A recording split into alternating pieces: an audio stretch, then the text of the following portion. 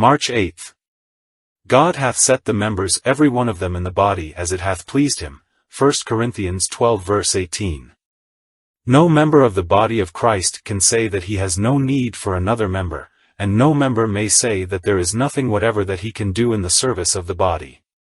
Under the guidance of our glorious head, each member who is filled with his Spirit, and desirous of serving him, may do so. When the time for rewards shall have come, who knows how much of the usefulness of Paul and Apollos may be accredited to some of the humble ones, such as Aquila and Priscilla, who in various ways ministered to and encouraged and supported their abler brethren in the Lord's work. If we could but learn the lesson that God sets the members in the body as it pleases him, not only would we not envy the fellow members their places, but we would cheerfully cooperate with them in fulfilling the privileges of their places. God is pleased to place each member in the body, where he can best help the others, and where he can best be helped by the others. Questions: How have I acted this week toward the brethren? Why did I so act? What were the results? Poems of Dawn, 232, in the Garden of the Lord. Last night I dreamed the Master came to me and gently said, Beloved, lay thy cross aside, and come with me a while, for I would have thee rest within the garden of the Lord. And then he took my trembling hand and led me through the gloom, until we came to where a massive gateway barred our path. The gates were closed, but opened at the Master's sweet command. We entered, and the shadows fled before his radiant smile. Oh, vision rapturous, can words be found to tell how fair?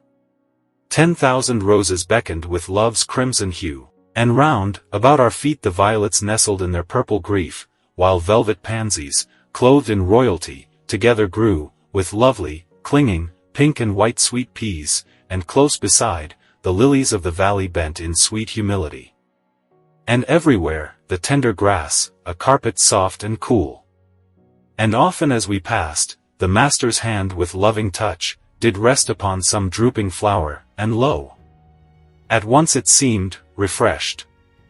At last we came to where a stately lily stood, its snowy crown uplifted like a chime of silvery bells, whose swaying filled the garden with a fragrance sweet and rare. We closer drew, and then I saw, alas! How here and there, a petal fair was torn and brown, as though by some rude wind, or scorching heat. I wondered greatly at the sight, then turned, the question on my lips, when suddenly there rose a storm, so fierce that every flower in the garden bent its head, and then a shower of flaming arrows, hurled by shadowy forms outside the garden's ivy-covered walls, rained down upon the lilies, while I clung in terror to my heavenly guide.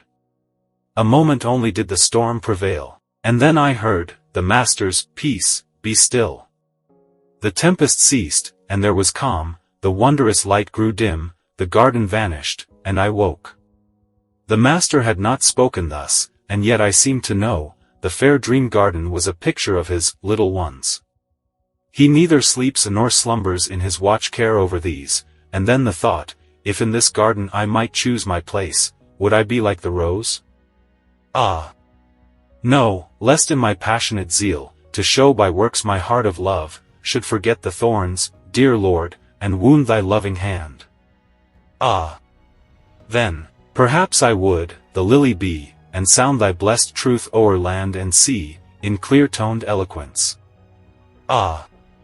No, I might not bear the storms, that beat upon the one whose head thou hast uplifted far, above his fellows, and a shining mark for Satan's darts.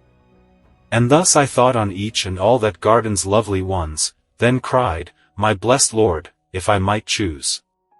Oh, let me be the tender grass, that I may rest and soothe thy weariness. A lowly place, safe sheltered from the wind and fiery dart. What rapture this, to lay down life itself beneath thy feet.